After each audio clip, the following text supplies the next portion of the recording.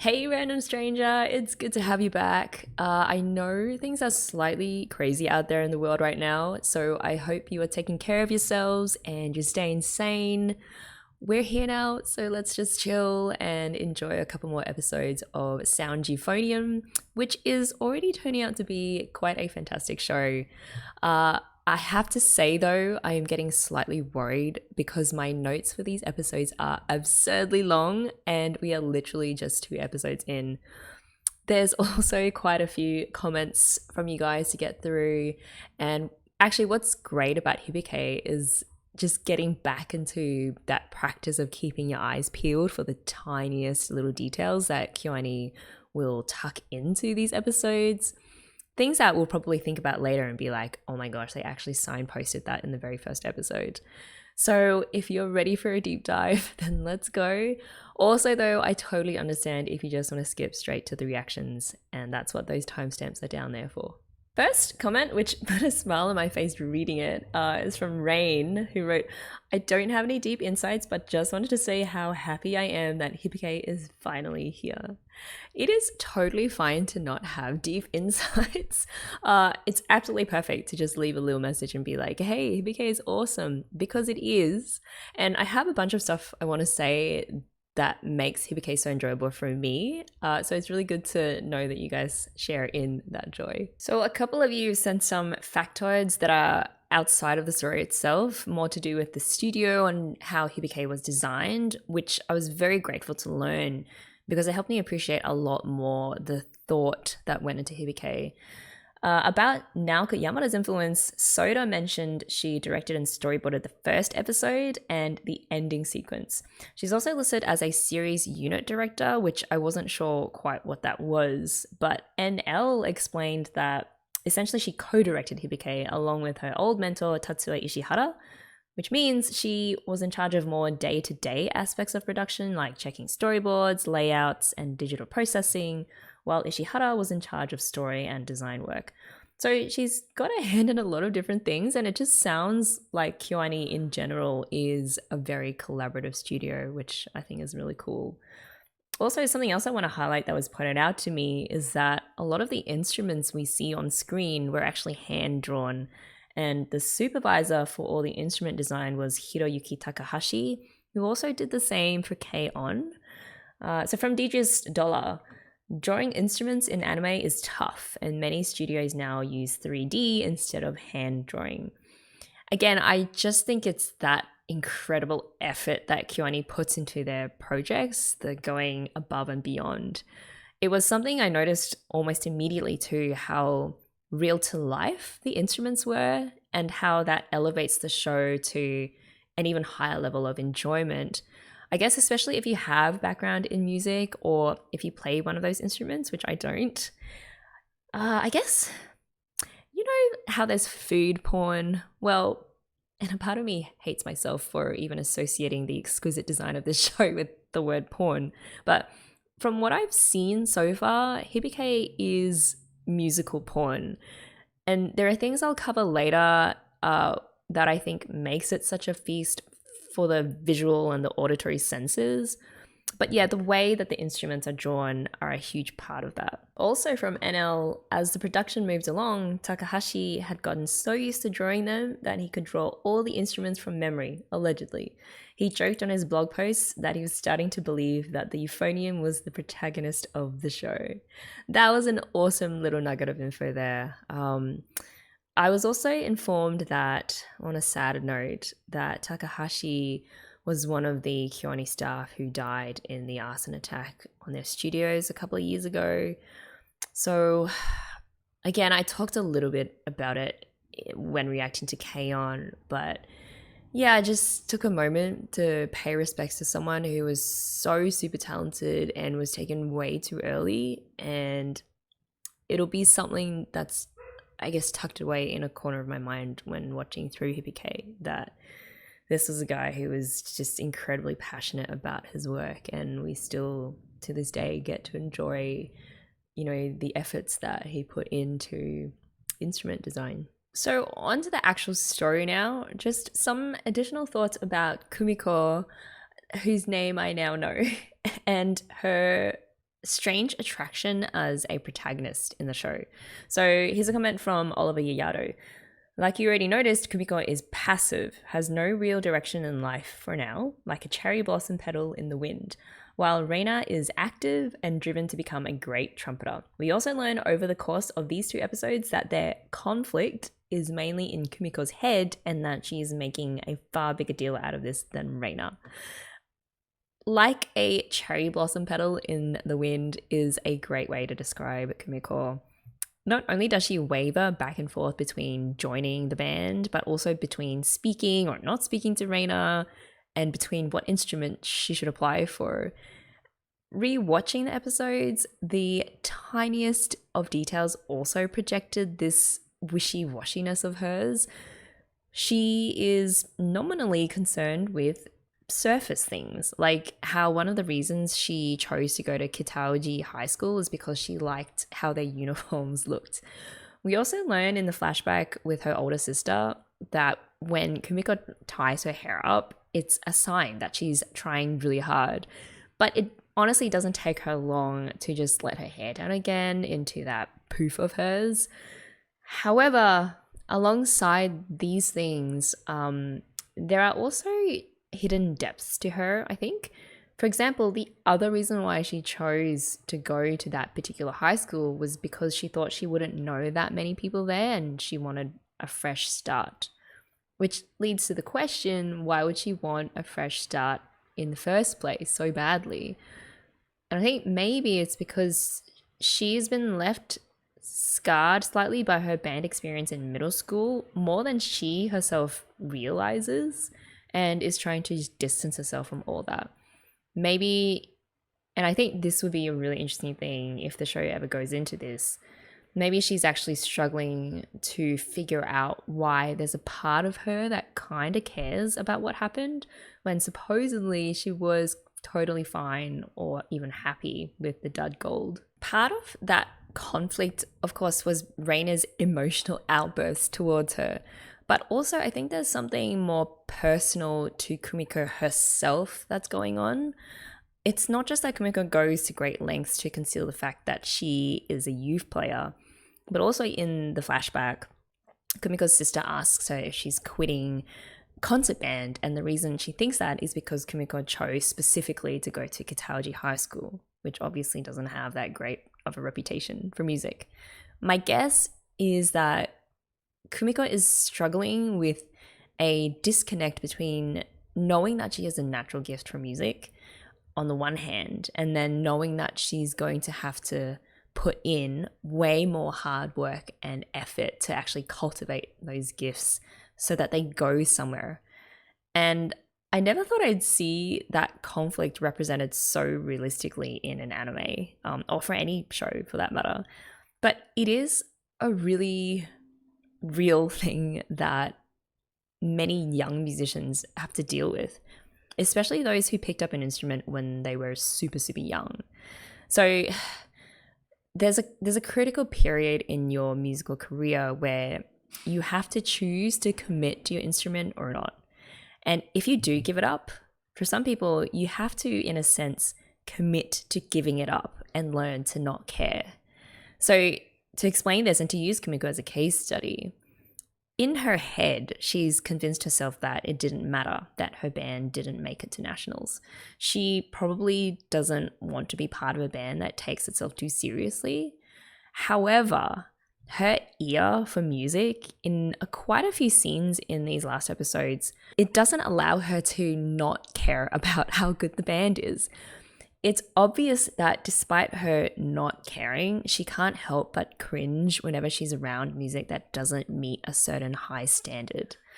So in this scene, when the Kitauji band welcomed the new students, if you notice Kumiko's face, there's this look of fear or anticipation, or a bit of both, just before the band is about to play.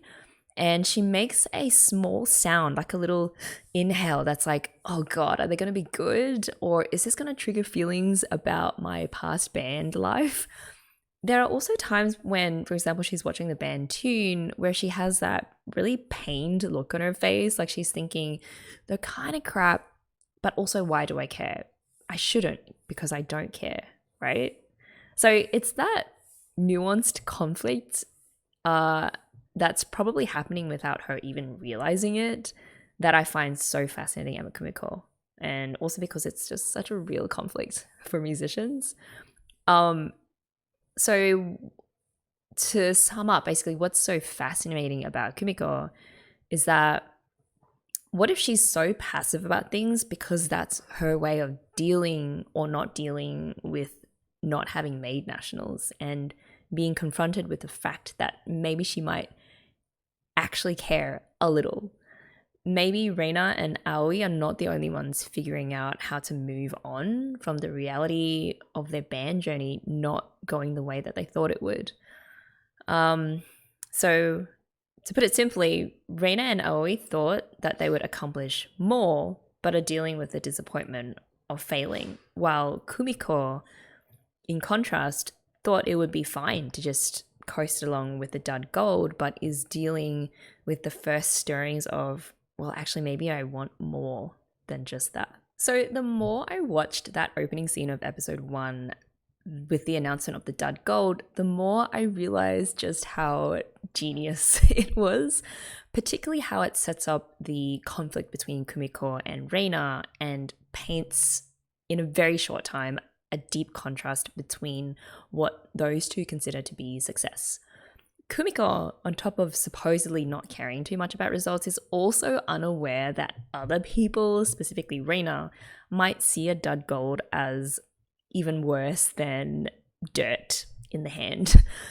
So nationals is where it's at, and that's the reason why you pick up an instrument and work so hard to practice at it, which is not a totally healthy way of looking at learning music, because there is also the very valid reason of playing an instrument just for the pure joy of it.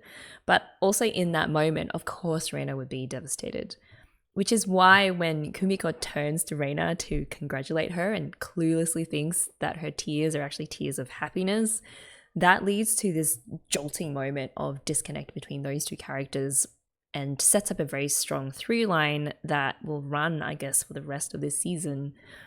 Also, Kumiko's disbelief at Reina saying that she thought the band was aiming for nationals, and then later saying that most people in their band weren't even thinking about that, suggests that Reina was probably the odd one out. She is the epitome of the struggling artiste stuck amongst a bunch of plebs who don't take it as seriously as she does, which makes it kind of weird that she chose to go to cataloghy when I'm assuming she had all these options open to her because of her skill as a trumpet player. And I guess we'll find out the story of that later. But the fact that now, Taki has made them explicitly commit to the goal of nationals, that is probably a huge relief for Reina. It's not just an assumption that Reina herself made. It's now been turned into this explicit stated aim. I want to specifically mention the music in the dud gold scene because it was perfectly composed and timed to reflect the different emotions of Kumiko and Reina. And to appreciate how cool it was, you just need to be aware of very basic concepts around major and minor keys. So to help with that, I'm going to rope in our special guest for today. I'm going to take this off. Our special guest for today, please make her feel welcome, Violin-chan, who I have been in a long-term relationship for quite some time now. Is it Violin-chan or Violin-kun? I don't know if Japanese has gendered nouns. But anyway, I really should be using Piano-chan for this, but because I can't be bothered setting up my camera where she is, we're stuck with Violin-chan.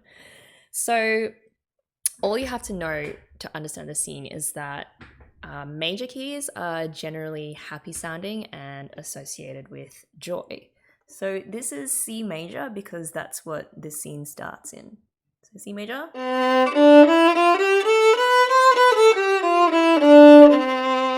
Hopefully that's not too loud for you guys.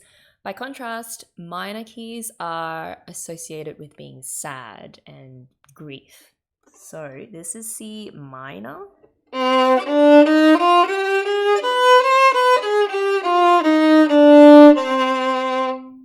And there are lots of exceptions. My favorite example actually is Pharrell's Happy is actually written in a minor key. But anyway, those are just general assumptions. So major, happy, and then minor, sad. So in this scene, when Kumiko finds out that they've won dud gold and she's very blasé saying, well, it's still gold, and she's smiling, that part is in C major. But when the camera pans back to Reina, there is a modulation to C minor. And then throughout that scene, there's this back and forth between the major and minor keys, depending on who is being emphasized in the shot. So how do you recognize the music has modulated to the minor? You probably already heard it just naturally, but to get technical in case you're interested, so for this first modulation, just listen up for the lowered third. So the third note of C major is E. That's the E. And then a lowered third would be just the E flat, which is right next to it, which is here. So from here to here. And for this shot, there's a melodic line that sounds like this. But you can't actually catch the change to the minor key from the melody because the modulation happens in the harmony. So instead of harmonizing using the major chord, so it'll be this, that's a major chord, they actually use the minor chord with the E flat instead. From the E flat. So really, even before Reina opens her mouth to say anything, you can sense that there's something not quite right in the music because of the presence of the E flat. I loved how they timed the next set of modulations too. So by the time we get to this shot, there's been another key change to G major. So this is your G major. And then this is your G natural minor.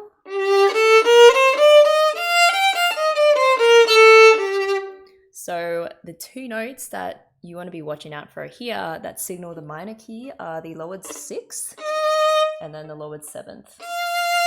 Okay, so when Kumiko is saying that line, the one that ends up haunting her for the next few years, not only are they setting up the pan to Reina, but in the music as well, this melody is playing.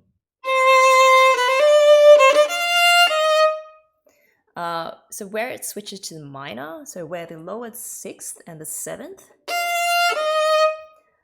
ring out really prominently, that is the exact moment that the camera switches to Reina's look of absolute despair, and she's reared her head up a bit like she's gonna snap at Kumiko. Also here, notice there's a pause in the music after Reina lets out this incredulous and hurt gasp. So it's gasp, and then the music returns to the major. And then once again modulating to G minor here on those notes. And those minor notes fall specifically after Reina like stamps her foot down. And then it goes on back to the major again, and then that's where the scene ends. So it is actually some masterful soundtracking, and I'd really encourage you to rewatch that scene again with the musical lens on. I feel, well, many shows use the major and minor differences to convey mood and contrast, but it is quite rare to see it used this way, this constant back and forth key modulations to show that an extremely complex conflict is forming between these two main characters. Okay, so moving on, more about this fascinating conflict between Kumiko and Reina. Later, when Hazuki and Midori ask whether Kumiko knew Reina well, Kumiko says, "No, I didn't really know her that well, we were just in the same band together." And ordinarily, given how many years Kumiko has remembered that moment when Reina yelled at her, or even just the fact that Reina yelled at her, you'd assume that they were pretty close friends, but assuming Kumiko is telling the truth, that she didn't know Reina all that well, that actually makes their relationship even more interesting, because it means that the conflict between them, or at least the conflict that Kumiko thinks they have, stems largely from that huge gap between their musical ambitions rather than a normal falling out of a friendship. So deeply impacted has Kumiko been by this that in her conversation with Shuichi, the very memory of Reina crying helps her decide not to join the band. She'd also assumed that Reina would choose another school, probably for their superior music programs, and was pretty stressed over the fact that she ended up at the same school as her. Luckily, though, Kumiko's new friends became enough of an influence on her that they eventually swayed a very indecisive and a potentially traumatized Kumiko to join the band. Speaking of Kumiko's new friends, just a few more thoughts on the other students. A couple of you pointed out that the colors of the ties in their uniforms will let you know which year the students are in, which is very useful. Thank you so much for that, especially since it sounds like we're going to be doing a much deeper dive into the cast beyond the four girls introduced in the OP. One of whom is Sapphire, or Midori, whose voice is so cute. I forgave her for calling a contrabass or a double bass a freakish violin, which I was highly offended by. Fun fact, I loved that when Kumiko and Hazuki meet Midori, Hazuki keeps calling her Opal-chan because it's probably the name of another gem that she knows, and Kumiko is correcting her on her gemology, which was amazing because, again, some of you mentioned in the comments that the voice of Kumiko, Tomoyo Kurosawa, also voiced Phosphophilite in Hoseki no Kuni, so that gem-related confusion gave me a lot of joy. The thing I appreciate most about Midori that we learned last time is that she wants to join band because she loves music, and there is no more wholesome reason than that. She is so passionate about how music speaks to people's hearts, and she loves her double bass so much that she would stake her very life on it. She is actually, I feel, the most confident and free-spirited in terms of where she's at in her musical journey. She's also a great friend because she helps Kumiko hide from Asuka, basically. With Hazuki, the former tennis player turned tuba player, she is all about getting to know new people and try new things. She essentially is fearless. She also influences the people around her to do the same. Like, she wasn't above throwing Kumiko at Reina just so that they could make up and get on with their lives and get on speaking terms again. It is also interesting that she is the character who gives us the perspective of someone who is not so musically knowledgeable. Like when they're watching the band tune, and we mentioned this before, but Kumiko has that kind of horrified look on her face, while Hazuki lets out this little impressed gasp and there are stars in her eyes. My favorite Hazuki moment from last time, though, was when they caught the train home and all of a sudden Hazuki turns to Kumiko and says, "Oh, when you said they sucked, you meant the band." And it took her that long to realize. Second favorite moment of hers, again to do with her lack of musical knowledge, is that after Goto very badly introduces the tuba, Hazuki goes, "Well, no tuba for me," without knowing that she had actually bought a tuba mouthpiece. And Kumiko, the sly girl, just like nods and is like, mm-hmm. Which brings me to Asuka. Oh god. So the Sledge and DC, and I think in some other comments as well, you guys told me that, surprise, surprise, Asuka's VA is Minako Kotobuki, who, of course, is none other than Mugi herself. I feel slightly embarrassed for two reasons. One, I feel I should have noticed, especially when she dropped her dope English, like the "shut up," and also like other sounds like "are," but also I think I may just be in love with Minako Kotobuki's voice, so much so that whenever she'll pop up in future animes, like I'll just naturally gravitate towards whatever character she's playing. But also, Asuka's character is a winner.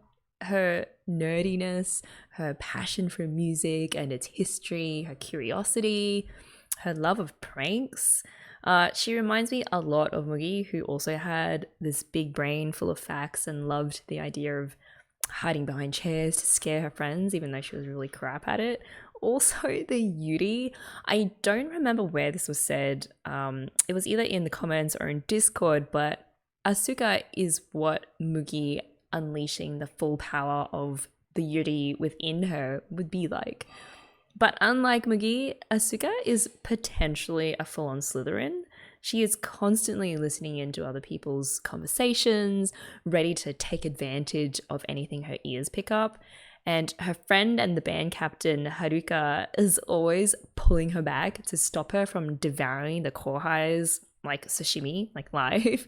And I loved that Haruka and Asuka actually discussed not scaring the kids and had safety guidelines put in place, which Asuka promptly forgot about. For Aoi, who was voiced by Yoko Hikasa or Mio, so loving the K-On connection there, I want to read a comment from Zimbo65A, which gave me a different way of thinking about what's happening with her.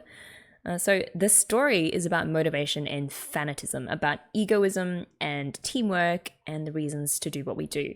Taki, the new advisor of the club, knows how to manipulate the kids to go a way they don't really want to go. Only Aoi suspects where the journey goes to, and she doesn't want to go that way. Yeah, so putting aside the fact of whether Taki is manipulating the kids or not, the idea that Aoi is trying to protect herself and others from the hurt of failure because she expects to fail is an interesting one. We know she not only failed to get into nationals with her band, but she also failed to get into, I think it was Horiyama High School, which I'm assuming is a school for more musically gifted students or with a better band. And I don't know yet if Aoi is meant to be emblematic of the story of someone who tries super hard but has relatively little natural musical talent, or is just the victim of a long string of bad luck. She clearly tries hard in other areas of her life too. Like, she runs off to cram school after her conversation with Kumiko. And I know that that is apparently a normal thing in Japan, but contrast that with Kumiko, who I am pretty sure does not go to cram school and also probably doesn't practice her instrument anywhere near as much as Aoi. So the fatigue of failure is clearly seen in Aoi's protection of herself by pretending to or actively trying not to care so much, which is where Aoi's warning to Kumiko comes in. She tells Kumiko to be careful because 3 years pass by in a flash. Meaning, like the cherry blossoms, your youth doesn't last forever, and so you don't want to waste it on something you likely won't succeed at. On the symbolism of the cherry blossoms, I loved this shot, this close-up of her mouth where you hear her inhale before blowing the cherry blossoms away. And in a later scene, Kumiko blows the cherry blossoms upwards using her technique as a youth player. There's also this shot of Kumiko thinking in the classroom with the cherry blossom blooms just floating in the background. And I liked all those allusions to her youth and how it's fleeting and how it connects to her musical journey, whether she'll make the most of it or whether she'll just let her affinity with music fade away. And so the cherry blossom symbolism is very much shared with K-On!, although in K-On! It was more of a straightforward message of have fun while you can, live in the moment, and appreciate the friends while you have them. Hibike, though, feels like it's tending towards a slightly more complex and somber message, which is that time will rush by you whether you choose to be like Kumiko and while away your time being aimless and indecisive, or like Reina, someone who will fight to be the best she can be, or Aoi, someone who stops trying because they've been hurt in the past, or like Hazuki, who's just happy to give anything a go. So whereas K-On! Presented a united, more positive message, Hibike presents a range of not so clear-cut options, including some more negative ones.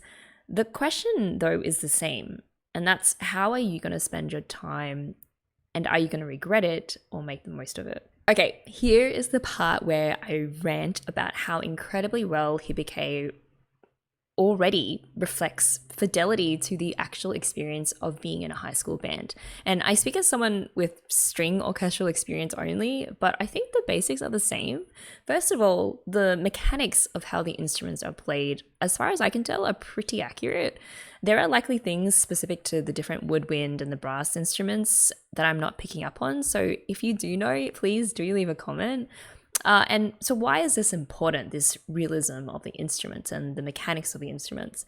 Because going above and beyond in making sure that it looks like the characters are actually playing the instruments they're playing and actually playing the music that they're playing ensures the immersion in the story doesn't break. Another thing I didn't know was why they're looking particularly for boys to join the band. And Pencil Sharp 333 was kind enough to leave an answer, which is that high school bands in Japan are often made up of a female majority, whereas in the States, or even I'd say the West in general, it's an even ratio, which is interesting because I totally get that. Like in the Asian circles I'm part of, there are still parents who consciously or subconsciously want their boys to find proper jobs, and music is definitely not one of them. So I could see how that would also be a thing in Japan. But also the fidelity to real life goes beyond that. It's all the stuff that happens around the actual performance that are so accurate too. So that includes the warming up, the process of tuning, all of the little sounds of rustling sheet music and the coughs and the murmurs of conversation that precede the start of a rehearsal, down to the water bottle at the foot of the music chair, which to me, that is insane attention to detail. Another thing Kyoani does so well is being realistic about what a high school band sounds like at this stage. How not great the band sounds when they play together. There are instruments out of tune and out of sync with each other and not playing on time. You also hear those infamous cracks you get when you don't blow into a brass instrument properly. Even when they're playing something technically right, the tone of the notes aren't at a professional level. You know, it's less bright or sharp or brilliant. But that's not even the most mind-blowing thing about how real Hibike is. On rewatch, I discovered that in that scene where Taki accidentally screeches the chalk on the blackboard, not everyone flinches. And I don't know if it's because, it's not cost effective to animate everyone in that shot flinch, but it reminded me of the point that's been made over and over again, which is that in this band, there are people with varying degrees of musical abilities and sensitivities. The fact that Kyoani even put that scene in there with the chalk makes me think that maybe they're trying to say something here. Generally, most people will find the sound of chalk screeching on the blackboard unpleasant. There is this interaction between our auditory cortex, which processes sound, and then our amygdala, which processes negative emotions whenever we hear an unpleasant sound like that, which is why we kind of go like, ugh. But also, other studies have found that musician brains are more fine-tuned to hear those types of sounds because they have increased noise sensitivity. And so I just found that scene so interesting, like whether or not that message was intentional, for the fact that it contains such a tiny detail that says a lot more than it seems to. It's also amazing how even the line, "you can use your tuners," shows how amateur of a band they really are. Not everyone could tune to just the clarinet, and not everyone could tune without a tuner. And that says a lot because musicians of a certain standard don't use electronic tuners. In fact, a lot of them find it easier not to use one and just do it by ear, which gives me an excuse actually to bring out Violin-chan again, who has been sitting here very quietly this whole time, to demonstrate, I guess, how you can tell how accomplished someone is based on how they tune their instruments. So I'm not sure about other instruments, but with the violin, there are two main ways to tune it. If you're just starting out or a mid-level player, you'll usually stick with these, which we call fine tuners. And the sign of a more advanced or like a professional player is someone who uses these, the pegs at the end where the scroll is. And if you really want to show off, hang on, let's just get this into camera. If you really want to show off, you'll just tune like this, right? With the violin up instead of putting the, violin on your laps. So I guess the only exception is really the E string, because it's usually steel, and because science, it's kind of hard to tune without this fine tuner here. I guess the point is, all these little tiny signs say a great deal about the level a musician or a band is at, and I'm really excited to see how Hibike shows their progress through all of these seemingly tiny but absolutely critical details if you know what you're looking for. Sorry guys, scene change. It was just getting way too dark outside and we actually have a massive storm going on right now. I don't know if you can hear it. But anyway, what were we talking about? Right, so tiny musical details that mean a lot. So with all of those flags that most of the band is playing at a somewhat amateur level, when someone is amazing already, it's like night and day. So when Reina plays her trumpet, Kumiko's face is me. It totally caught my attention. And the fact that Reina wasn't in the frame made it work doubly well because it's the music or the run that she does on the trumpet that really grabs you. And the best way I can describe it is like when you walk past someone on the street, and even though normally you're a super polite person who would never stare at a stranger, but you just happen to walk past someone who is fantastically attractive, like 1 in a billion attractive, you do a slight double take, right? Reina's trumpet run is the equivalent of that. Also, the way that they lighted the scene was commensurate with such a clear, brilliant trumpet line. And just how that makes you feel. It's heavenly, right? Also, compare Kumiko's face when hearing Reina's trumpet versus all of the stank faces that she pulled when listening to the rest of the band play. One more note about Reina, the idea of saviours in orchestras or like star players is sort of true. There tends to be, at least in my experience, 1 or 2 players who are so absurdly good that they stand out quite a bit. But also the idea of star players can put incredible pressure on just a few people in a band of like 20 to 40 people. Plus, it can cause problems. Bands are made of people and people get jealous sometimes, especially if there are only so many prominent or solo parts to go around. So look at those faces after Reina auditioned for a position in the trumpet section. Part of it is shock, but also part of it reads like, oh shit, this girl is our competition for solo parts and she's gonna whoop our asses so bad. So not everyone is nice like Haruka, although to be fair, Haruka isn't a trumpet player, so she's not in direct competition with Reina.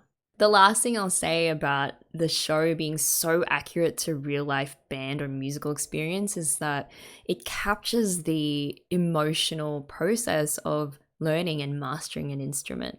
That includes the highs and lows of that long and arduous journey of trying to figure out whether you're really cut out for successful competitive or professional pathways. And as someone who went through that process during school, that hits extremely close to home for me.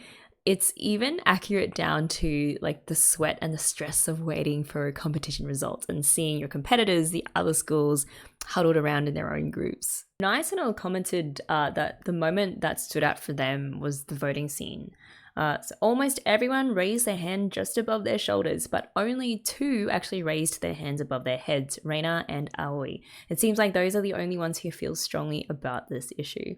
Yeah, the moments leading up to that vote were really interesting. I think it was Haruka who tried to tell Taki that going to nationals is more of a slogan rather than an actual goal. But when Taki crosses it out on the blackboard, some of them actually flinch. So some people do care about making it. It's just that this is the first time that they've ever had to decide for themselves without their conductor setting the goals for them. I think it's that realization that if you own the decision, you also own the consequences. I also want to say something about Kumiko not raising her hand either way. To her friends, she says it's because she doesn't want or doesn't like having to choose between competing to get to nationals versus having fun. And then to herself, she admits that she is just freaking scared of Reina and what she might think. But I think Kumiko does have a valid point with regards to not wanting to choose between those 2 options, competition or fun. I feel Kumiko is herself musically talented enough to put in the necessary work to reach a level that would be good enough for nationals, but not have to sacrifice an excessive amount of her time and effort, and so that it would leave no time for anything else, like fun. Unfortunately, the reality of a band made up of so many people starts to set in because not everyone is equally talented. Some people will need to work much harder to get the same results. So unless you have an entire band that's made up of incredibly musically gifted people, which almost never happens in high school, the result is you've all got to work harder together. And even at a professional level, there are differences in talents. You know, it doesn't really matter what it is. If you have a group of people get together, it's going to be a tough challenge just getting everyone to move in a single direction. Another related theme that's been touched on is fate or fortune versus choice and effort. So when we're introduced to Taki, he's praying at the temple, I assume for good luck. Side note on Taki, it is awesome that he is also a huge nerd, the type who will walk up to a random couple and just share his knowledge about charms with them. I love that Hibike has its nerds like Taki and Asuka. But yes, so the other hint at fate, of course, was when Hazuki bought the mouthpiece for a tuba by complete chance without even knowing that she'd bought it. And Asuka claims that she and the tuba were fated to be together, like how Cinderella fit the glass shoe on. But while you could say fate or complete chance intervened so that Hazuki ended up playing the tuba, it will also take a shitload of practice and time and blood to become a true player of the instrument. I would also like to note the brilliant and dastardly strategic mind of Asuka for letting Hazuki try fitting the mouthpiece into every bass section instrument that they had there. She and everyone else there knew that it was a tuba mouthpiece, but Asuka let her try so that when she did find the right fit, it would feel like Hazuki herself had discovered it, or actively discovered it, thus increasing the likelihood of her bonding with that instrument. That was some high-level mind game shit. Interestingly, this idea that as a musician you get to choose your instrument, it's both true and not true at the same time, especially when you started learning an instrument when you were a kid. Like, I would not say I had a say in choosing the piano at age 3, but as you learn the instrument and you grow older, you do start to have that choice. Every day you don't drop the instrument and just quit is a day that you're choosing that instrument.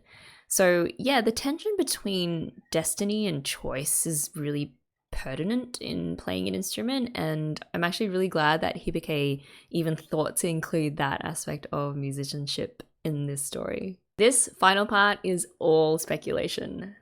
When Taki drops his phone, it's playing the Orpheus in the Underworld overture, the piece that contains the famous can-can music, although at the time it wasn't called the can-can, it was called the gallop. It also plays for quite some time while Kumiko reminisces about playing that with the band, and it was actually very cool that the sheet music that they show is the actual music, specifically for the gallop, or the can-can part. So I thought there has to be 100% like a narrative reason why they chose this specific piece of music. So let us get into what Orpheus in the Underworld actually is. It was a satirical opera composed by Jacques Offenbach in the mid-1800s, and he put his own twist on the original story of Orpheus, which is about Orpheus, a musician who is so traumatized over the death of his wife Eurydice that he travels to the underworld to bargain with Hades to get her back. And there were already quite a few classical operas based on the story of Orpheus already, but Offenbach's version satirizes it in that in his version, Orpheus and Eurydice hate each other. Eurydice dies and goes to the underworld, but she's perfectly happy because neither she nor Orpheus really want to be reunited. Unfortunately, fate, with a capital F, compels Orpheus to travel to the underworld to try and get Eurydice back. So based on that story alone, my prediction, assuming this piece of music is significant, and I think it is that Taki obviously is Orpheus, the musician, and Eurydice is maybe symbolic of the concert band which means that Taki is trying to revive the concert band or restore it to its former glory, although I don't know if Kataoji was actually ever good in the past. But basically, Taki is being driven by something to make them into winners. However, just like Orpheus in Offenbach's version of the story, he's conducting this rescue quite unwillingly. It's only because of some unavoidable thing or event in his life that he's putting in the effort to do this. The other possible allusion is that Offenbach's overture was quite the scandal when it was first performed in like the mid 1800s. Not only did it make fun of Greek mythology, as well as like the venerated operas that treated the original Greek myth properly, but also musically it was quite irreverent. For example, just before the can-can section, which has this bawdy like da da da da da 1 2 1 2 rhythm that we now associate with Moulin Rouge and feather hats and all the high kicks, Offenbach preceded that section with a really graceful minuet in 3/4 time, something that nobles and the courtiers would have danced to. So that jarring clash of those two styles, and the fact that during the can-can bit, the scene is about the Greek gods basically having an orgy, it caused some outrage at the time it was performed.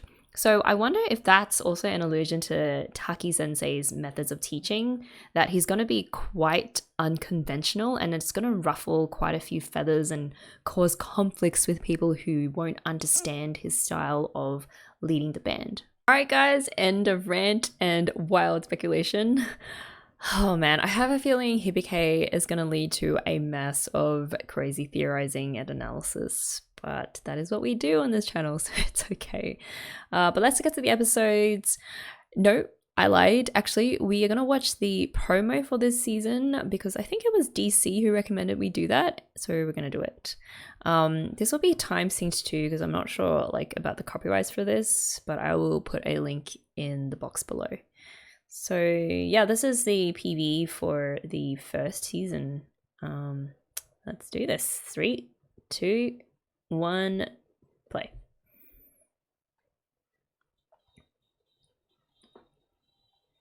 Oh, it's crunchy jazz.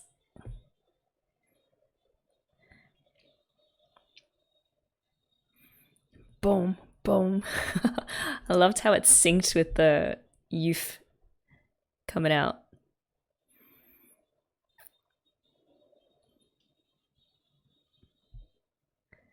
Hey, crunchy trumpets. Oh, that skirt flick. Fingers.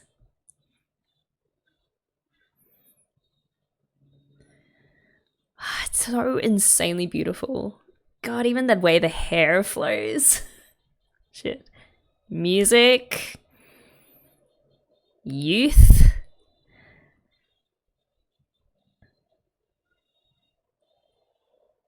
Oh my gosh. 2015 April. Man, it's been a while. Hey. That was a super crunchy PV. Just all the little details we've come to love about Kyoani, just all packed in there, not to mention the fantastic music.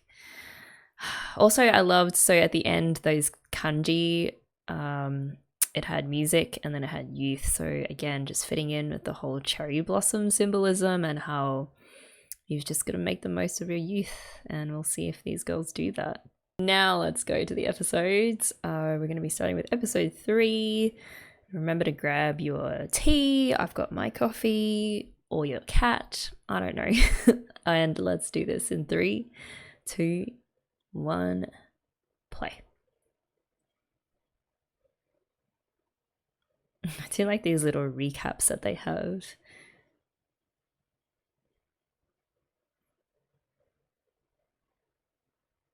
Meal. Just gonna make this a bit louder.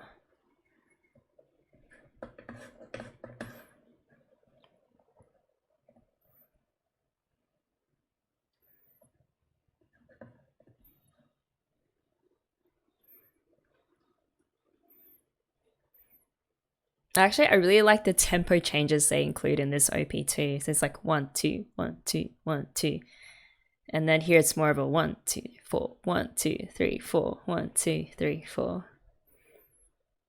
Just different emphasis on the pulses and stuff. And then this is a bit more like chilled. 1, 2, 1, 2, 3, 4, 1, 2, 3, 4. Yeah, so the emphasis on the 1 and the 3. Asuka is so classy.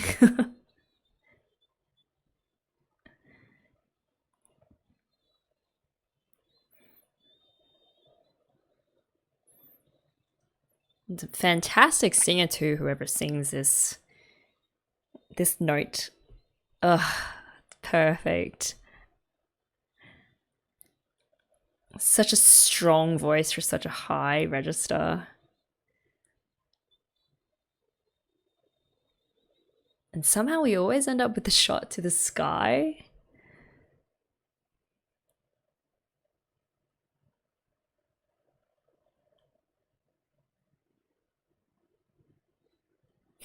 It's so annoying every time they have to set up the band room. She spoke to her.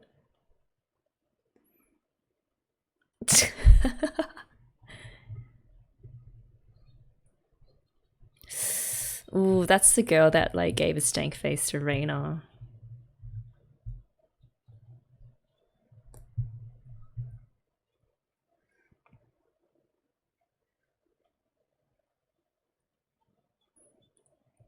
Haruka, she's such a sweetie. Hajimete.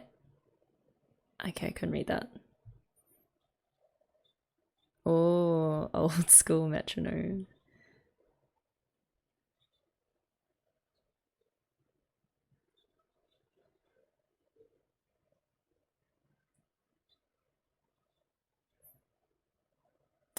The cleaning.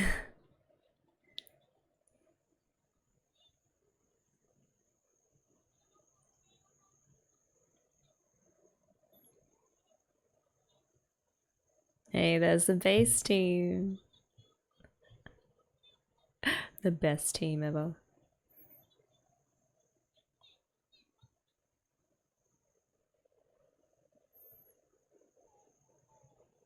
The way she said his name. She's cool. She's got a very cool voice.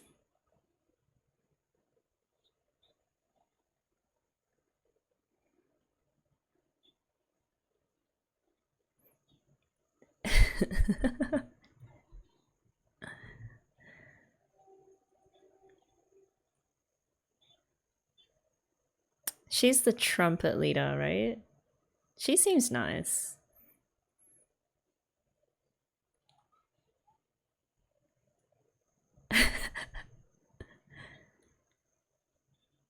Oh, I didn't know any of this stuff. This is interesting.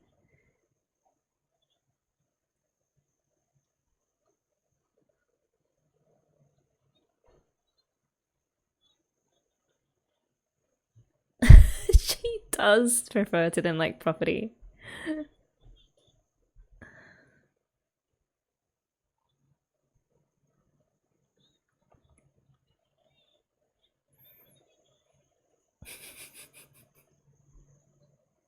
Oh, that's awesome. So they get to loan out these instruments.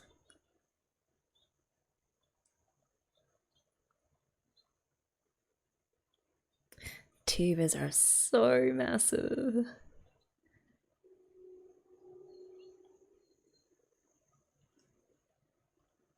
Even the sound of the opening of the case was great.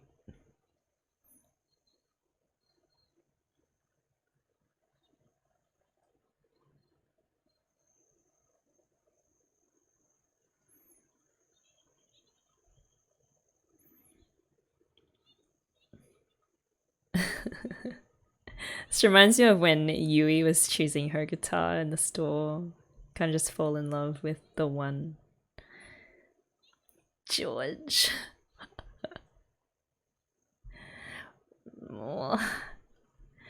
I feel bad for never giving my violin a name. That's okay, it's the soul that counts.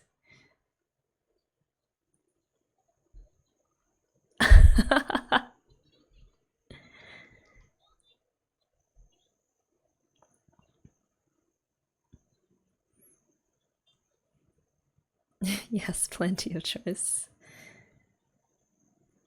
She's still thinking about other instruments. Oh. I didn't know you could have different positioned valves.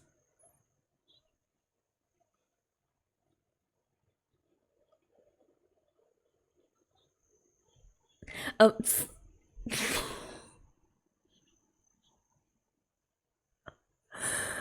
Okay, no, we won't comment on that. Well, she's found her one. Okay.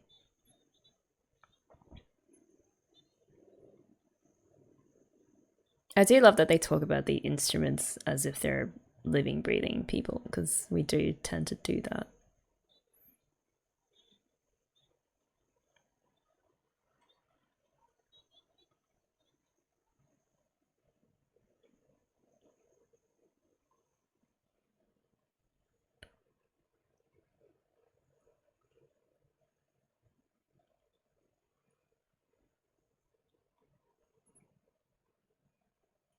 Oh.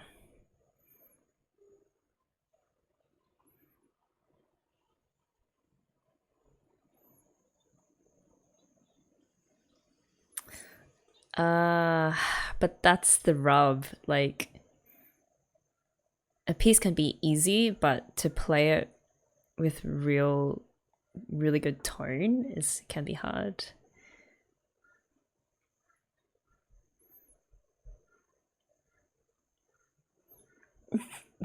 That's not the point, Hazuki. He is being very freeform though, like giving them a lot of freedom to choose how they want to improve themselves.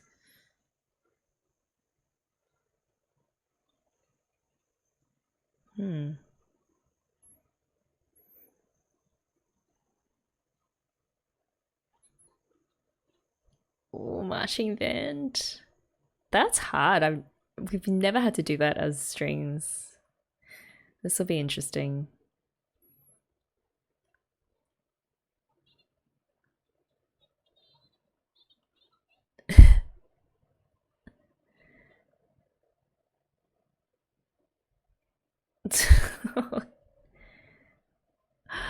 This is also so real as well, the carrying of your instruments on public transport.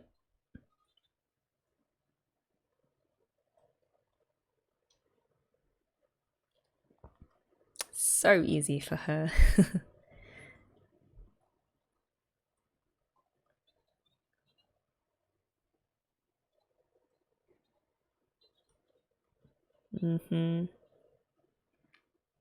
The blisters, the blood on the strings.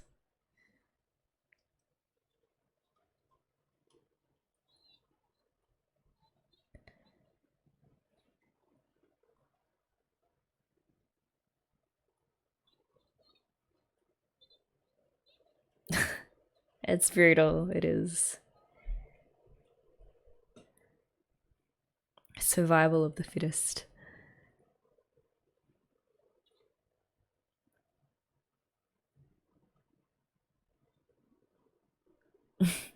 Even the way she says Tadaima, so laid back, passive.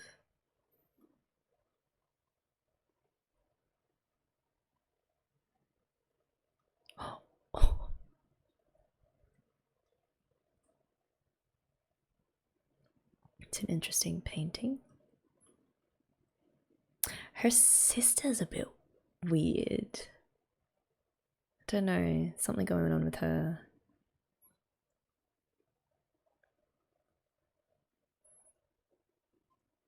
Oh, that was a nice sound.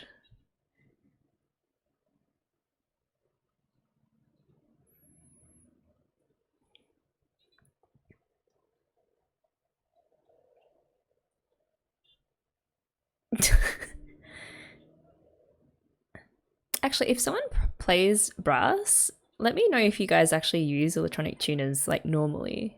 Does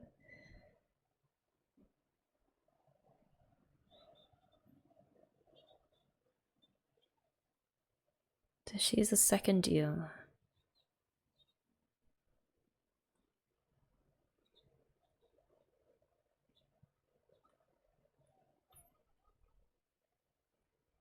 It sounds like they get sacrificed to some monster or something. Like there's some deeper supernatural reason why there are no second years.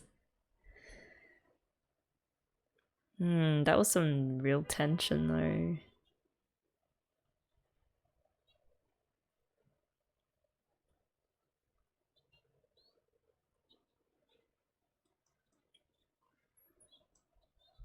Oh, they're just fooling around, not really practicing. Those are all like the third years.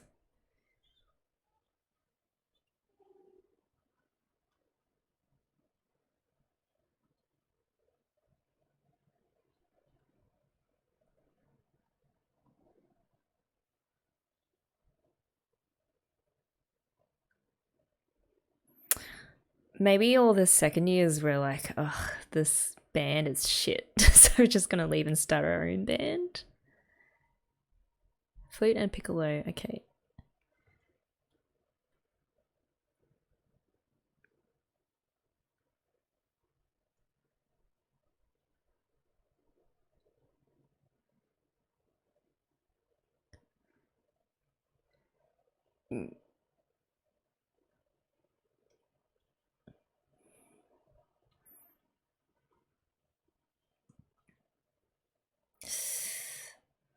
Oh, I have a feeling he's gonna go ham on them. Like he looks nice now, but he's gonna be really, really harsh.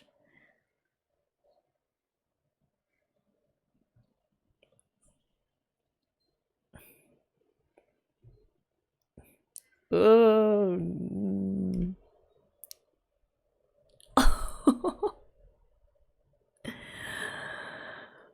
Oh no.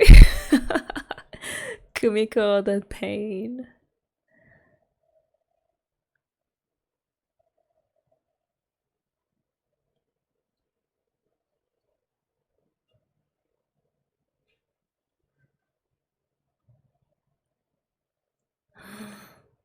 Oh no.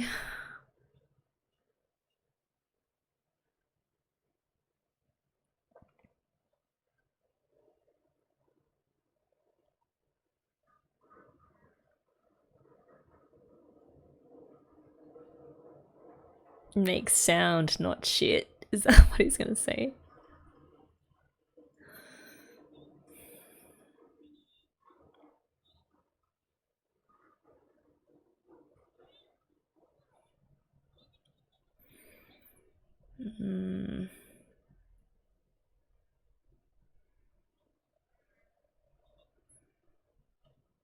Oh no, he's going section by section.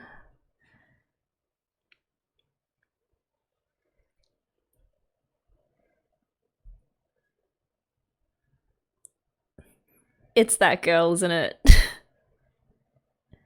He's gonna do them one by one.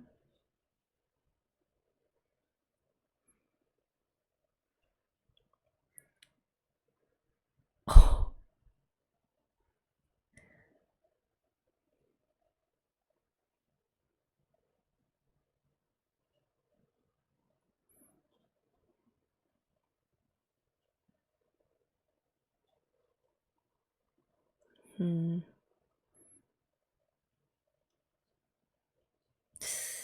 Yeah.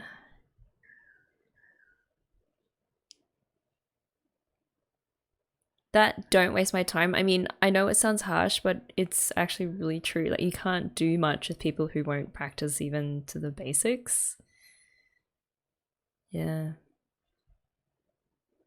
You don't get to perform. Just being real, you know.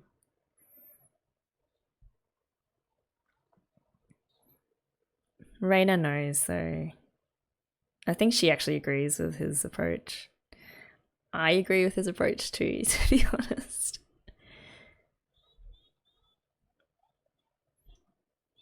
Prince Shotoki. What's that in reference to?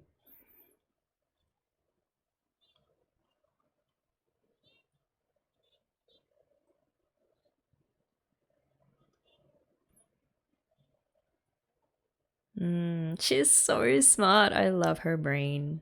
Her beautiful brain.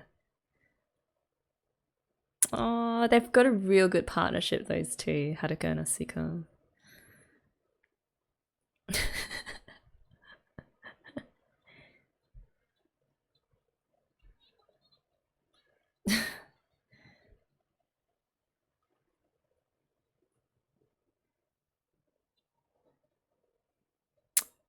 I wonder if it's a case of just a few bad apples in the band, or if it's just more like a band-wide thing where they're not really feeling it. I think it's just a few bad apples because most of them did put their hands up for nationals. Oh, she's like awkward. Is there something between you guys? Oh. Oh, okay.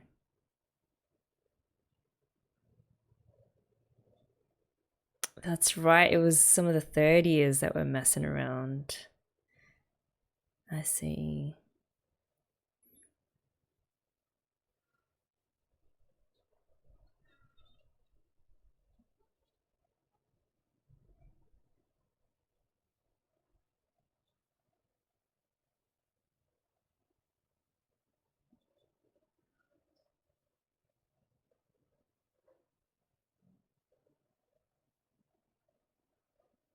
Hmm.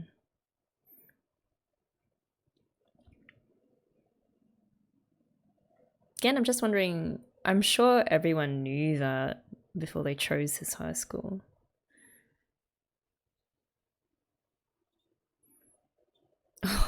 It's very political, like, gotta take control.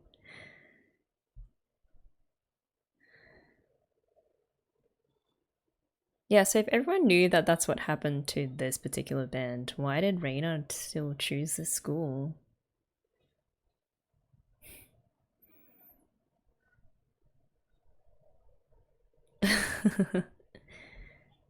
So she kind of hides her real feelings a bit, doesn't she? On the surface, she's like cool and calm and practical. But inside, she's like, I want this band to succeed. No, I can't stop thinking about Miggy.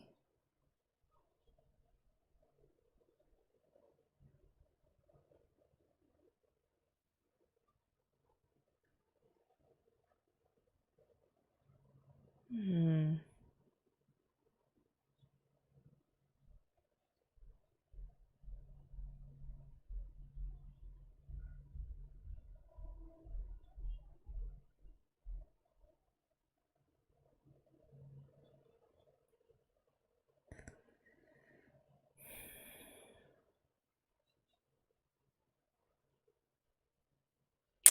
Oh, Reina.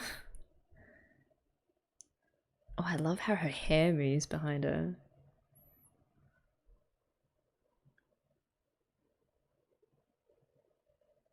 They can still practice though, I guess, by themselves.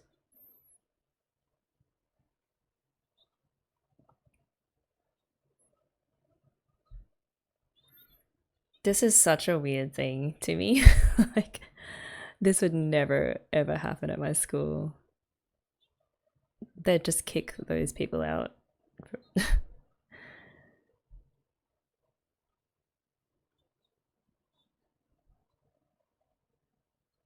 Mm.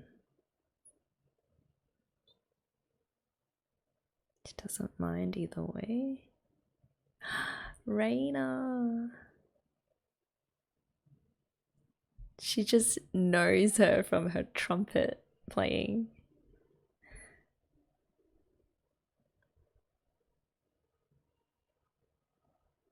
I wonder what song that is.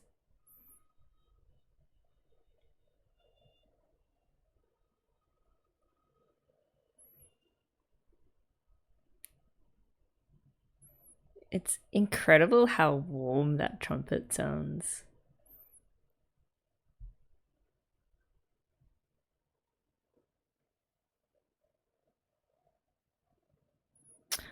Oh, Dvorak.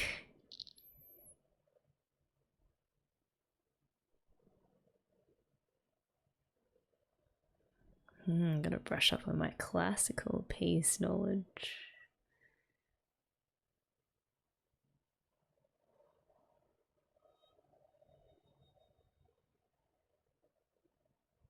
Oh.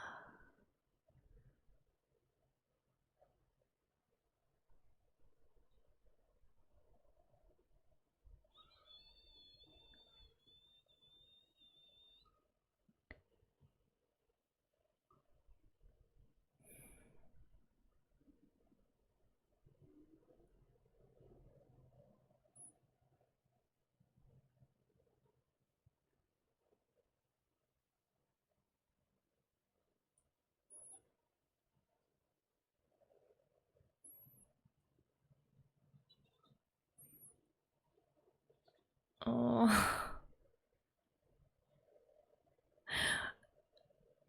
Oh man, that was. So basically, they were positively influenced by Reina just playing that couple of lines from that song. Everyone heard her, like the whole school heard her. I love that they used that piece to convey that message. Now I'm gonna have to look up Dvorak's piece. Was it from the New World? I think it was.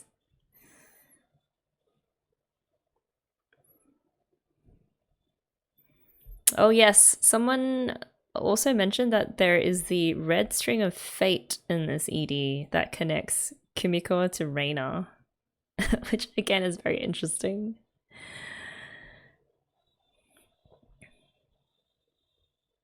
I could see how this ship would sail. Also, I just find it interesting that it doesn't. I mean, we don't have much background information on how these two met yet. Yeah, there's a string. But it is curious that at the moment, at least anyway, it seems like their connection is purely through music and band and nothing else. Like, I don't even know if they hung out outside of band or anything.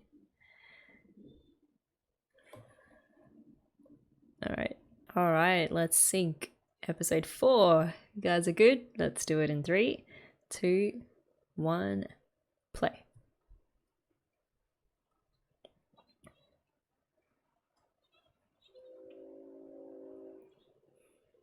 She's always so dramatic in her movements. Oh, that wink. I didn't even know how you could fit that in in a rehearsal.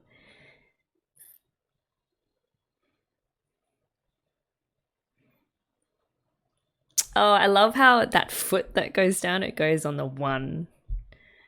That's a nice sync.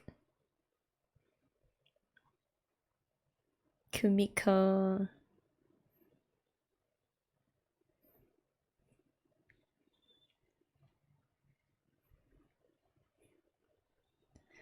Midori is so precious. We haven't really heard Reina say many lines at all. I think we've heard her trumpet playing more than we've heard her speak words. I don't remember the name of that second year who's always depressed looking out the window. But yeah, I would love to get into her story.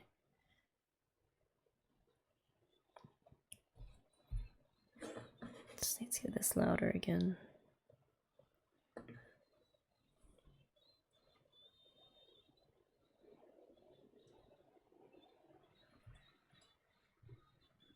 That girl with the bow tie, man, she's trouble. Not the bow tie, the hair bow.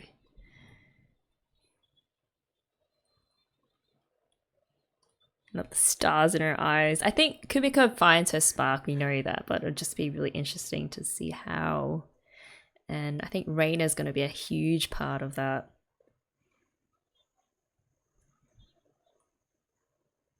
It's Game of Thrones here.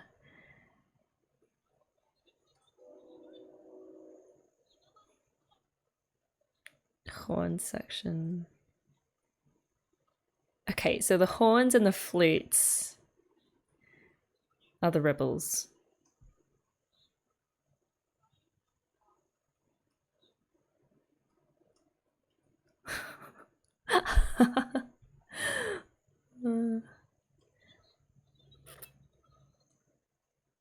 Cowdy. We've heard her name before.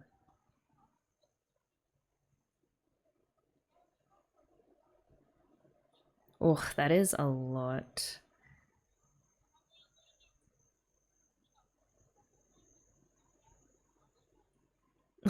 Those folded arms, like pure hostility.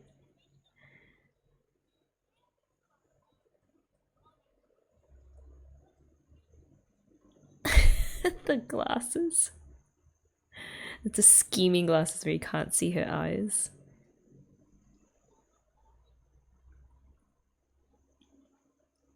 She's sending that message like, guys, you guys are just pulling some shit here. Solfege.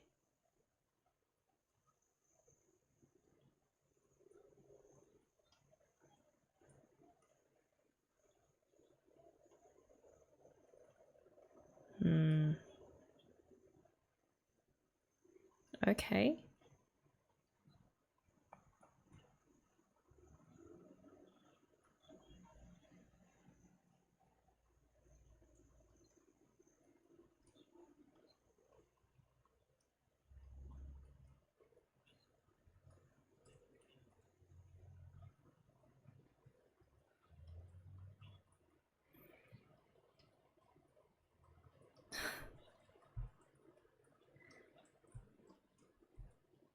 Oh. Is it gonna practice like the stepping? Or they're breathing, I guess? It's hardcore. Gotta develop their lung capacity. I imagine Hazuki would be really good at this though, because she used to play tennis.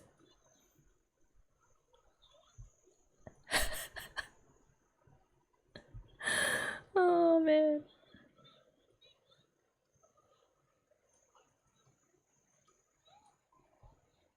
Nice.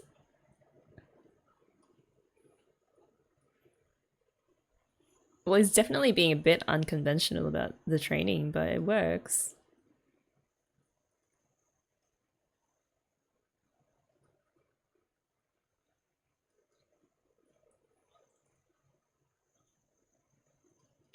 Oh, using visual imagery.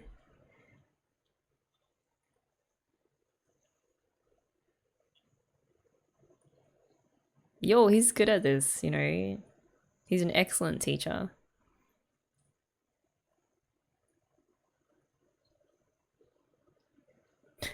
Yep.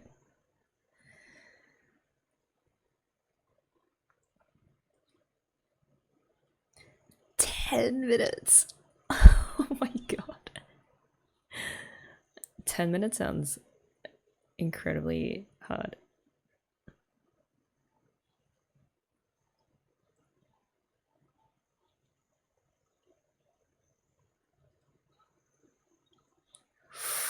That girl.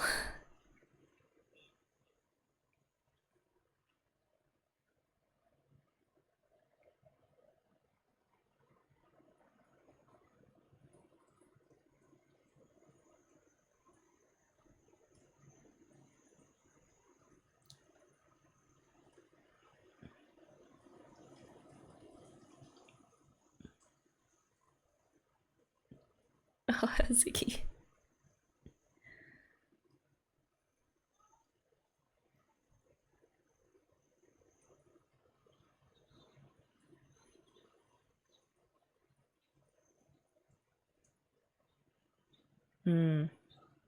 If you don't have basics and everything else you build on top of that, it's just like building a house on sand, basically. There's no point in furthering yourself as a musician.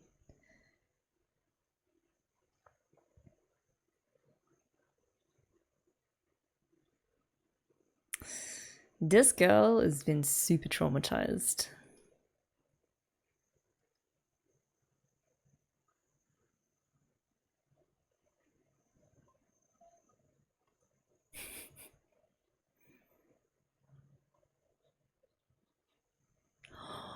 Oh, the singling out.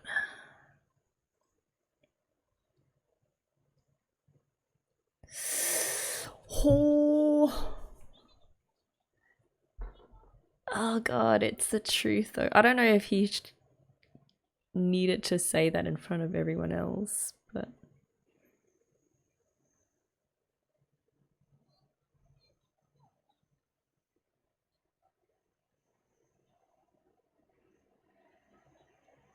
all these little conversations happening in the back.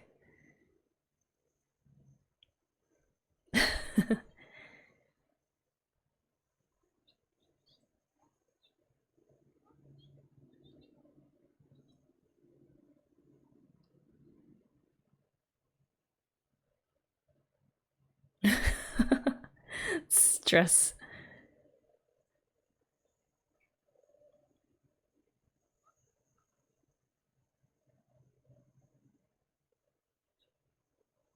Oh, it's testing their pitch.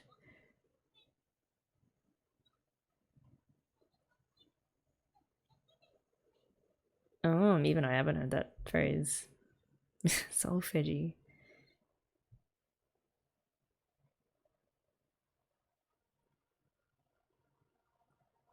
Goto. Come on. Goto, what is wrong with you? Yeah.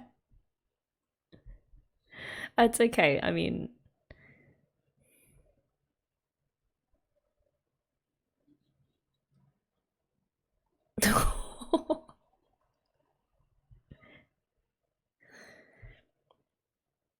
I do actually I have to think about that, like whether you being able to sing the right pitch influences whether you can play it at the right pitch.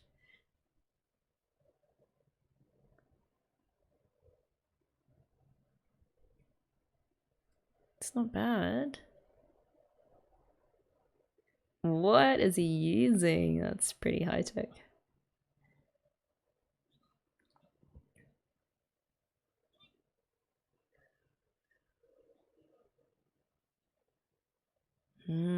Overtones.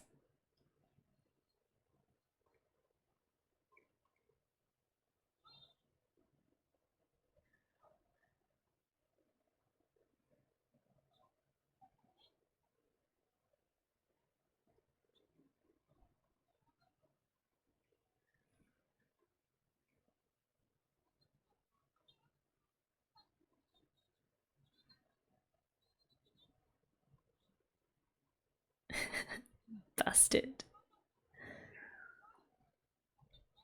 Oh.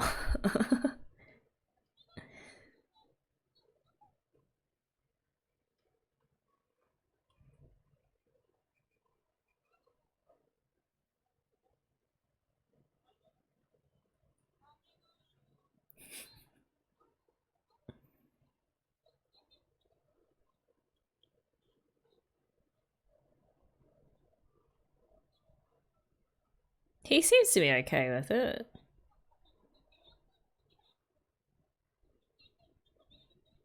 They're probably the least worst section. Oh, okay, well, there's that.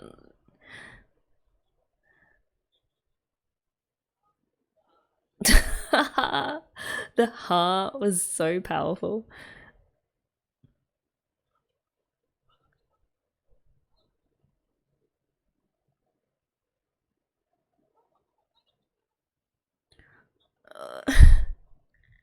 Oh no.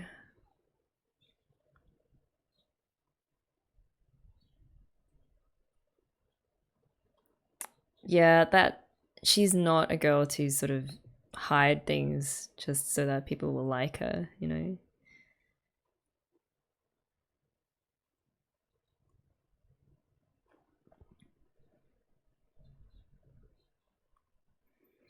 Hmm.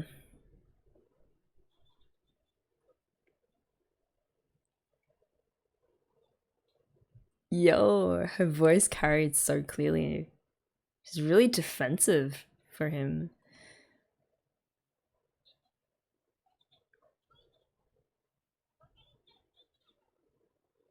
What?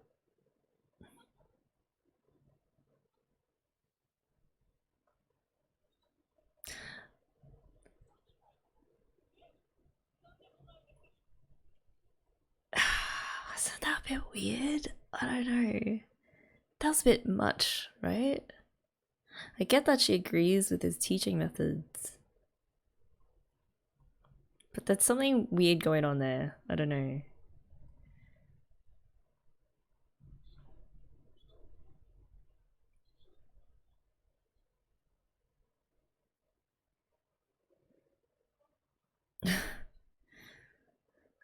I don't think it was Kumiko's fault that time though. Oh, sister quit after entrance exams.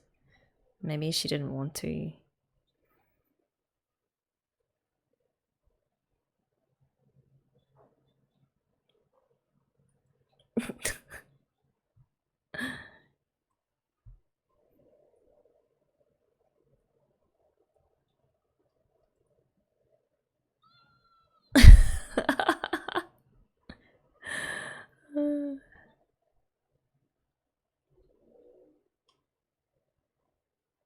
She wants to get Kumiko on board with her.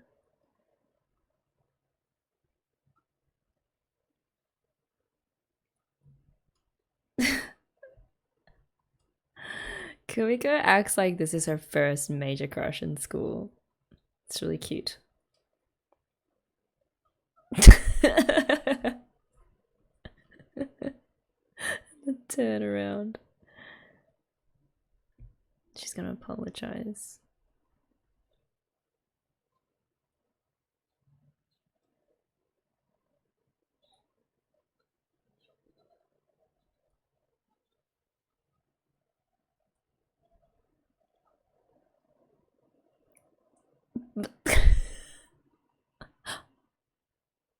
Oh, that flash when they pass each other.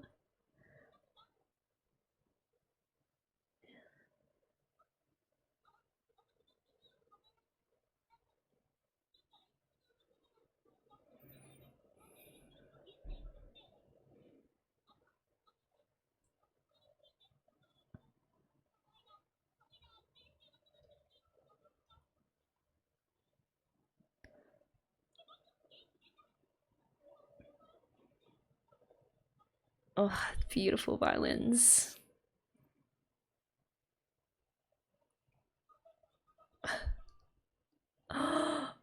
Oh, look at her face. Well, that wasn't awkward at all, Kumiko, but you did well.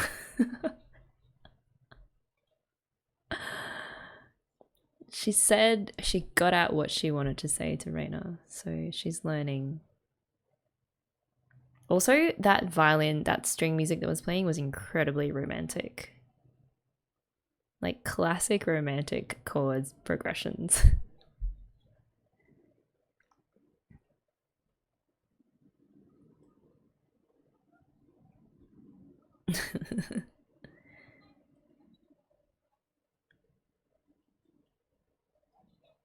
You sound too strong. Oh, it's like the subtlety of controlling your breath.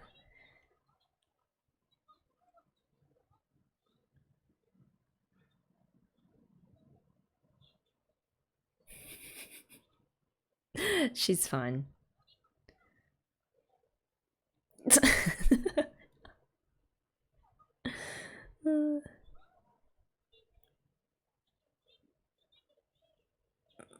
Oh, she's weirdly encouraging in her own way.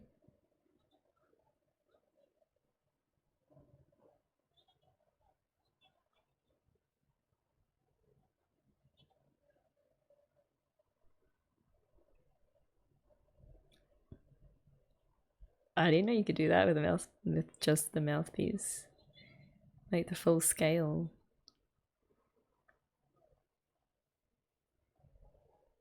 Nakagawa, is that her?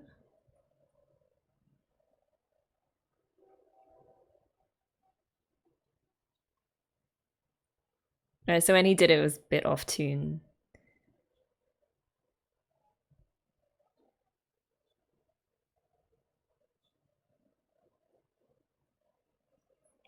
Oh, that was such a soft look. What's happening?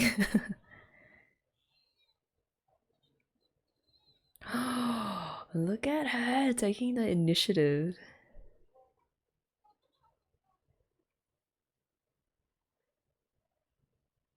Damn, she looks like she's in a stupor. Kumiko.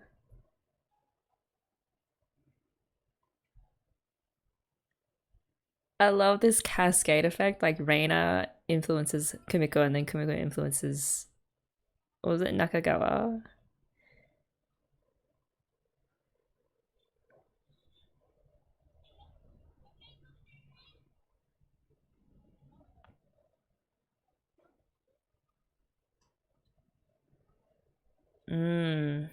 There's the ruffled feathers.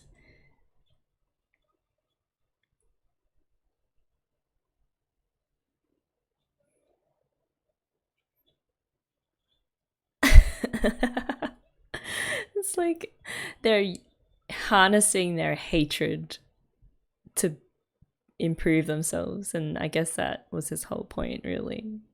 Just get underneath their skins. Are we gonna get the performance?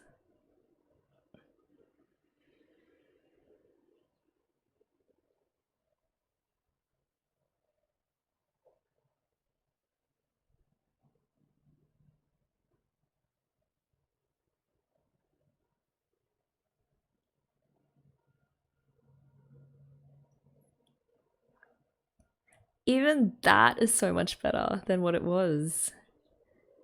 Okay, it's a good sign.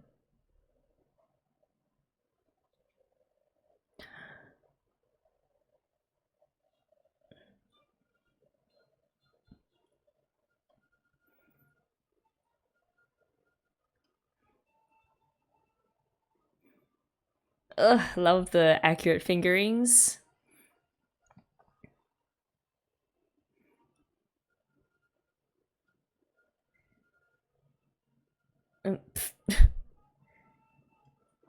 Oh, we got a smile from whoever that was. I think it was the second teacher.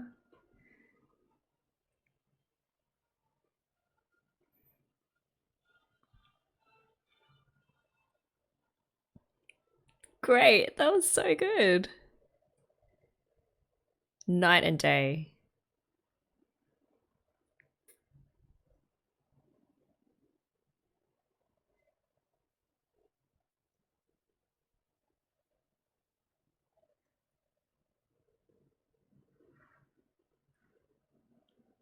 Reina's happy too.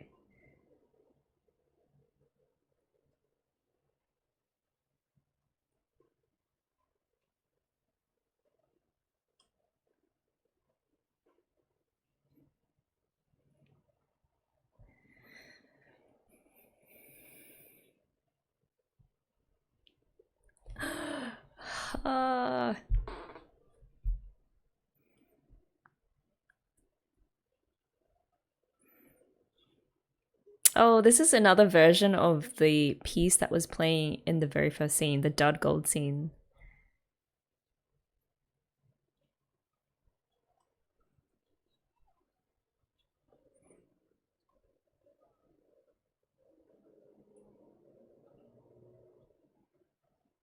Sunfest.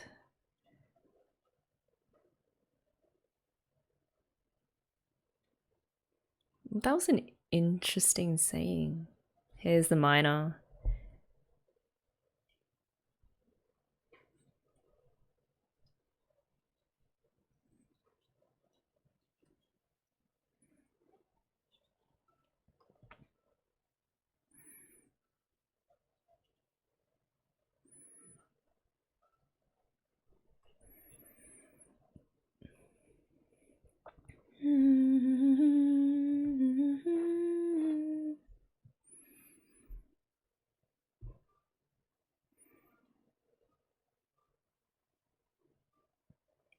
Oh, Ellie, what are you thinking now? That was a great ending. The way that he, while they were watching him talk about, okay, this is our schedule, this is what we need to do to get to Sunfest, and then this is what we need to do to get to Nationals. Like, it was sort of like the light was going on in their eyes that he's actually serious about helping them get to Nationals. And the fact that they've completed this first step, like this very basic step of getting that basic piece of music down, and they did well at it, means it opens up this new pathway to them to actually get to Nationals. That was crazy good. I love this show so much. It ticks all of like the music nerd boxes, and you just feel so much for the students, even for the ones that are still like, oh, I hate Taki sensei and I hate how harsh he is being on us. Because you kind of get it. Like, it is hard to find that will within yourself to do better. Also, the part where they were talking about how painful it is to learn an instrument, that's true too. Like, you really have to have a good reason to put yourself through all that. And to have someone believe in you, like a conductor believe in you so much, it means a lot. Hey, all right, that was fantastic. 2 episodes. Let's chat about episodes 3 and 4. So we just saw the progression of a band who has a few bad apples, you know, who had no intention of practicing to the level that they'd need to get to for Sun Festival, let alone Nationals, and kind of infected everyone with their non-caring attitude. And it harks back to, remember that most people only sort of half raising their hands to go to Nationals, so they're sort of not really convicted one way or another. And so I think that's why it was so easy for the few bad apples to kind of influence everyone else in a bad way. And in these episodes, though, the students are finding out what it takes to up their game. And we saw them go from super complacent to, at the very least, we're going to practice hard for this week so that we can prove to Taki sensei that we're not useless and that we hate him. So it was interesting that the motivating factor was proving Taki sensei wrong. And to be honest, I think he knew that and used it to his advantage. Music teachers and conductors, like, sometimes their role is to be the sandpaper. You know, the more they're tough on you and point out your flaws and sometimes even make you cry, that can light a fire under you, and you can actually discover that you are capable of practicing hard and seeing the results of that. That doesn't mean that music instructors should be given carte blanche to be mean to students. Not at all. It has to be within reason. Like that scene where Taki was dressing down one of the, I don't remember, it was flute or the trombone girls, and he was making her cry. I had mixed feelings about that. Like, personally, if I were him, I would pull her aside and just privately relay to her all that stuff instead of do it in front of her whole section, because I've seen shaming of individual players in front of the section or even the entire orchestra once, and I definitely don't agree with that, because you can cause a lot of damage to a kid. It's interesting that it was mentioned by Shuichi, I think, that Taki doesn't really have experience with leading a school band. Like, this is his first gig. So maybe he may be an excellent teacher, but also he's not well versed yet in how to treat kids in this sort of environment. And maybe he's applying these really high professional standards to kids who are still trying to figure out what they want out of life, let alone out of their band experience. So on the one hand, being so professional about it and applying these high standards is good for them. But on the other hand, if you push too much, you might actually cause irreparable damage. But I guess luckily it did work out, because it clearly worked to drag the students out of their complacency and work much harder than they otherwise would have. But also, maybe Taki could have achieved the same results using slightly more humane methods. I think all the other stuff he did, like, you know, making them run around the track and using descriptive imagery to help them develop and channel their breathing, was really good. It's just probably the more interpersonal stuff, like, and how you deal with students who are really young and fragile that might be a little bit questionable. What I did agree 100% with, though, was Taki's stance on demanding that the students at the very least practice extremely well the basics. Even if it's boring, you need those, otherwise there is really just no point. His line, don't waste my time, I have used that exact same line many times with my students, and also it's been used on me as well when I was very young and I'd rock up to my lesson without having practiced. My teacher would just slam the piano shut and go for a smoko out the back for the rest of my lesson. He was actually a very rough and tough Russian teacher, but I loved him because he actually got me to where I wanted to be. But yeah, because it's true, like, you can't work with a student who refuses to practice to reach a certain basic level of performance. And that would motivate me to practice the next time because, one, I was paying a buttload of money for those lessons, but also it forced me to choose whether I was actually serious about this. And if I wasn't, then why was I even wasting my time? The other super relatable thing is just how boring basics can be. So my first violin teacher was very much in the vein of, we're just here to have fun, it doesn't matter, or it's okay if your bow hold isn't perfect and your bow strokes aren't straight, whatever. And there are merits to that, but my goal was to get to a professional performance level. And it cost me quite a bit, it turned out, because by the time I switched to another teacher, I had to unlearn a lot of really bad habits that I picked up on and had to, for a solid month or two, just literally play open strings. So that means no notes, nothing on the left hand, just the same string over and over and over again in front of the mirror. And it drove me absolutely up the wall, but I also knew that it was the only way I could break through this wall, like this barrier, and open up a viable pathway towards my goal of actually becoming professional. So if a student isn't willing to get the basics down, in a sense, it is a mercy to have someone like Taki to tell you straight up, like, you just wasted a few years of your life. Yes, it is absolutely brutal to hear, but you don't want to waste any more of your time.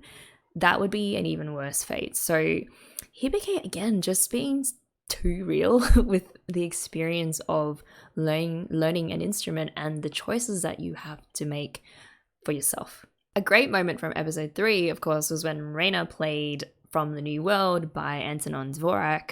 It's not a piece I'm familiar with, but luckily Wikipedia is.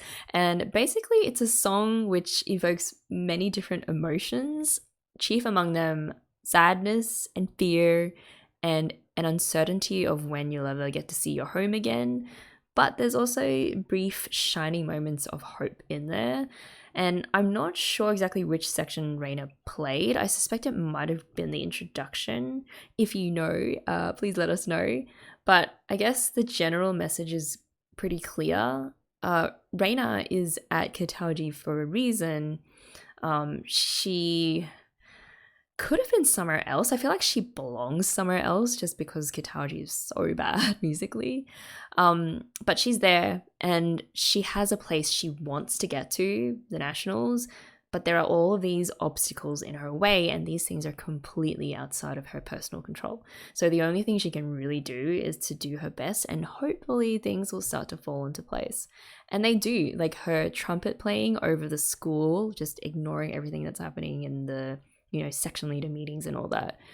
That playing motivates the 3 girls, Hazuki, Kumiko, and Midori, to practice the next day and then put aside all the drama and all the politics of having to get all the section leaders on board and just focus on the music and their individual selves.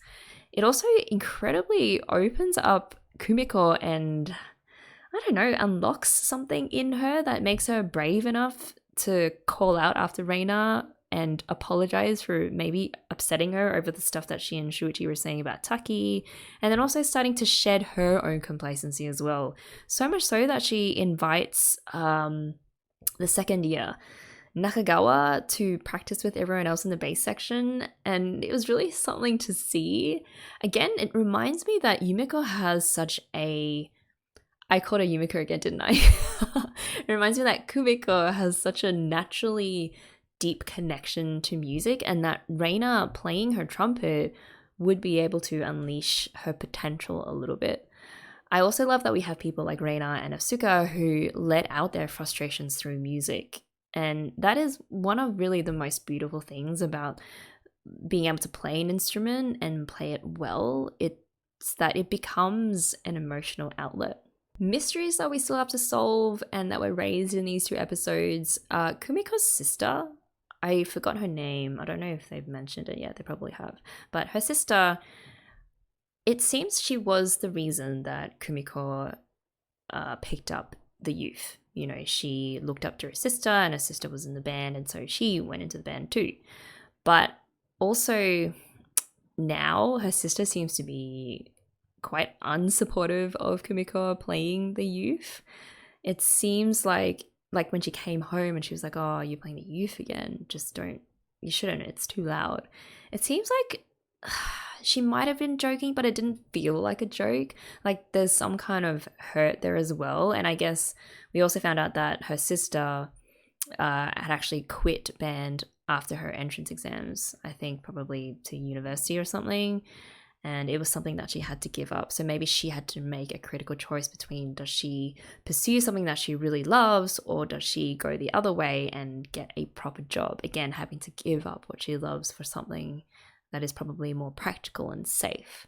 That is not an easy decision to make either. Like there are very, very few friends I know who continued on in their professional playing and they just ended up going the way that everyone else does, which is not bad, but it is a tough choice, especially if you love music and you love your instrument so much and you kind of have to give up all of that.